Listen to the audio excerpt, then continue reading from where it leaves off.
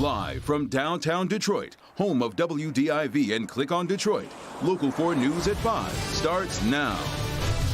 Moving to a new phase in the pandemic as the CDC says most Americans can now take off their masks indoors. The CDC is easing mask recommendations for the 70% of Americans living in places where COVID has fallen, and that includes inside schools. So new metrics are going to be used to classify communities now as low, medium, or high, and recommend taking different levels of precautions accordingly. We must focus our metrics beyond just cases in the community and direct our efforts toward protecting people at high risk for severe illness and preventing COVID-19 from overwhelming our hospitals and our healthcare systems. The CDC website will be updated to share which communities are at what level. A community's COVID-19 level is determined by a combination of three pieces of information: new hospitalizations for COVID-19, current hospital beds occupied by COVID-19 patients or hospital capacity, and new COVID-19 cases. These metrics will tell us if the level is low, medium, or high. At the low level, people are advised to stay up to date on vaccines and get tested if they're feeling sick. At medium, those at higher risk from COVID should take more precautions. And at high, masks are recommended for everyone indoors and public, including schools. The CDC acknowledged some people may want to continue wearing masks. There are people who remain at higher risk for COVID-19 and who may need additional protection. Those who are immunocompromised or have underlying health conditions, those who have disabilities, or those who live with people who are at risk. Those people might choose to take extra precautions regardless of what level their community is in. Now, the new guidelines do not include dropping the requirement to wear masks on planes or public transportation. Those guidelines are set to expire in mid-March. We'll see, because the CDC director says they will be revisiting those in the weeks ahead. All right, now the latest on the coronavirus numbers. The state reporting 3,120 new cases since Wednesday. So Michigan averaging about 1,500 new cases over these last 2 days. 96 more deaths have been reported. As COVID numbers continue to trend in the right direction, so has the 7-day moving average of cases. The state is averaging 1,293 cases since February 18th. Now, to a historic moment in our nation's history. President Biden has nominated the first African-American woman to serve on the Supreme Court. She is Ketanji Brown Jackson, currently a judge on the U.S. Court of Appeals. And as you're about to find out, she has the credentials for the job. Exactly 2 years after candidate Joe Biden pledged to nominate a black woman to the Supreme Court, President Joe Biden did just that. My nominee for the United States Supreme Court is Judge Ketanji Jackson. The president naming federal appeals court judge Ketanji Brown Jackson to replace retiring Justice Stephen Breyer. For too long, our government, our courts haven't looked like America. And I believe it's time that we have a court that reflects the full talents and greatness of our nation. Jackson is 51, Harvard educated, and a former public defender who early in her career clerked for the very justice she will replace if confirmed. Justice Breyer, in particular, not only gave me the greatest job that any young lawyer could ever hope to have, but he also exemplified every day in every way that a Supreme Court justice can perform at the highest level of skill and integrity while also being guided by civility. Jackson served 8 years as a trial court judge in Washington before President Biden named her to the U.S. Court of Appeals last year. 3 Republican senators voted to confirm her to the Court of Appeals, including South Carolina's Lindsey Graham. But in a sign of how contentious any change on the high court has become, Graham reacted to Jackson's nomination, tweeting, quote, "It means the radical left has won President Biden over yet again." The strongest credentials, record, character, and dedication to the rule of law. The campaign to rally support for Jackson's nomination has begun. The president tweeted a video introducing her hours before the White House ceremony, and behind the scenes, Vice President Harris has been reaching out to members of the Senate to gauge their support.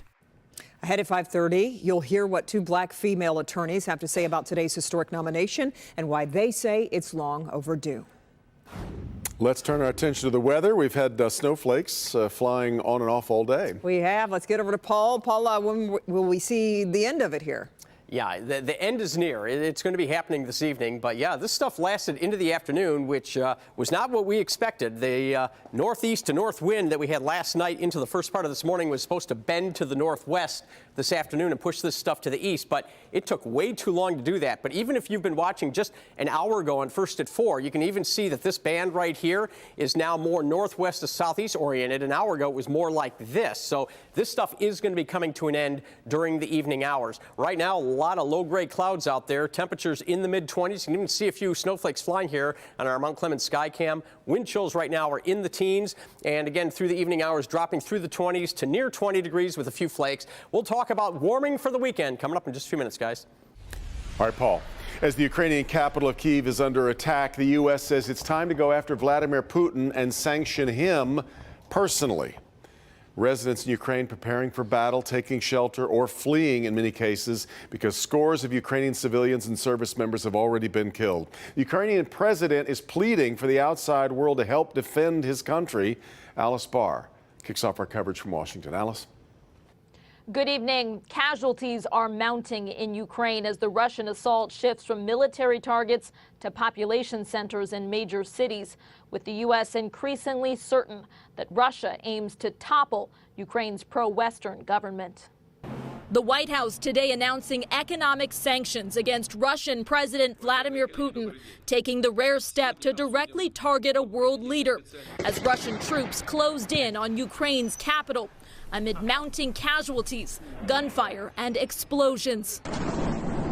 Air raid sirens blaring. A hunted people huddled underground, flooding train stations and border crossings to flee or rising up to fight back. My husband is still there.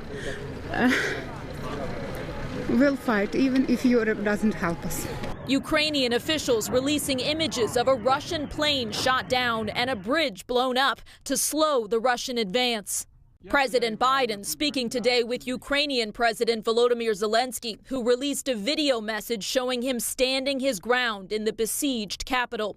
That after telling world leaders they might not see him alive again, pleading for help to stop Russian President Vladimir Putin, and now offering to negotiate on a key Putin demand that Ukraine abandon ambitions of joining NATO, a top Russian official suggesting it may be too late.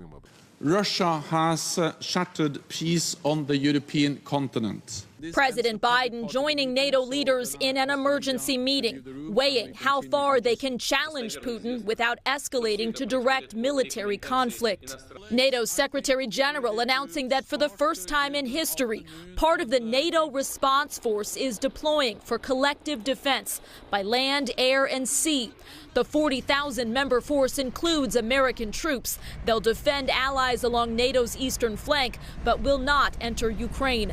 Western leaders are still hoping that increasingly stiff economic sanctions will wear down President Putin's resolve, though calls are growing louder here on Capitol Hill from many lawmakers to make those punishments even more severe. In Washington, Alice Barr, Local 4. All right, Alice, tonight Representative Alyssa Slotkin is sharing her unique experience, or perspective, I should say, into what's happening in Ukraine and how President Putin may have come to the decision to attack. By unique, we are talking about her years working in the CIA and the intelligence community. Grant Herm spoke with Slotkin today. Grant, she is pretty well versed in this sort of thing. Devin, Kimberly, she certainly is. You said it, she's got that extensive background in national security with the CIA. She also sits on the House Subcommittee on Counterterrorism, and she had a lot to say about this conflict, including why people here in Metro Detroit should care about something happening halfway around the world. Congresswoman Alyssa Slotkin, a former CIA analyst, giving her view on the war in Ukraine. I think Putin is just kind of a bit unhinged, and he's been so isolated for 2 years. He's been super paranoid about COVID and seeing very few people. And I think he just turned 70. He's thinking about his legacy. He's giving these crazy kind of megalomania speeches. So, you know, I don't want to say he wouldn't touch the NATO countries.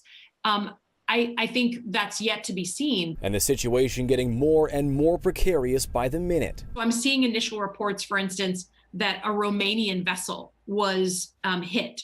No idea if it's accidental, right? When you start to be in that close of proximity, you start to have a real risk of miscalculation, of accidents. Suddenly, we think he's firing on a NATO country. We respond. You can see how dangerous that is. But many in Metro Detroit still feel like this war doesn't hit home. There's no way in a global economy that this can happen, and there's not pain, and just trying to mitigate that pain for the American citizens is what I've been thinking about. It's hard to understand because it is far away, but if we don't respond to this kind of aggression, one nation taking over the other, we shouldn't be surprised when it starts to happen in a lot of places with a lot bigger implications for the U.S.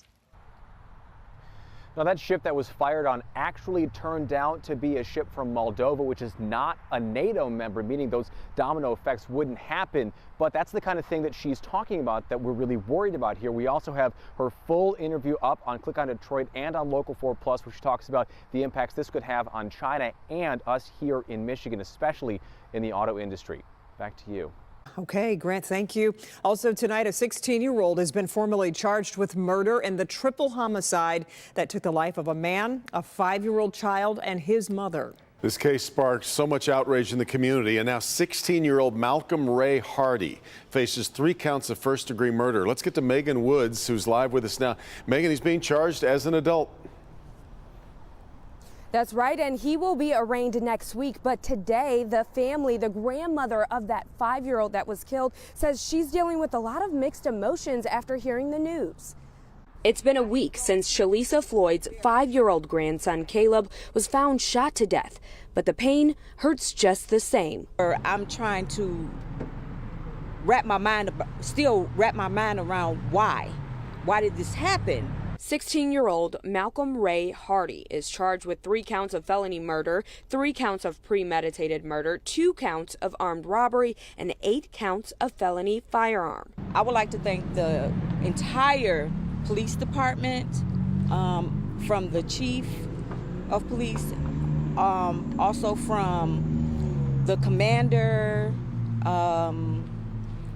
the community, the outpour from the community to make this possible. In a statement, Wayne County Prosecutor Kim Worthy said this case is a jarring reminder of why there should always be options for prosecutors when the facts allege unspeakable premeditated violence by a juvenile. The allegations in this case warrant charging the defendant as an adult. And police did put in a warrant request for that other teenager, but it was denied. And when we talked to Caleb's grandmother about it, she was devastated because she's trying to wrap her mind, again, like she said, around the why. So this is very difficult for that family. Live in Detroit, I'm Megan Woods, Local 4. Doubt about it. All right, Megan.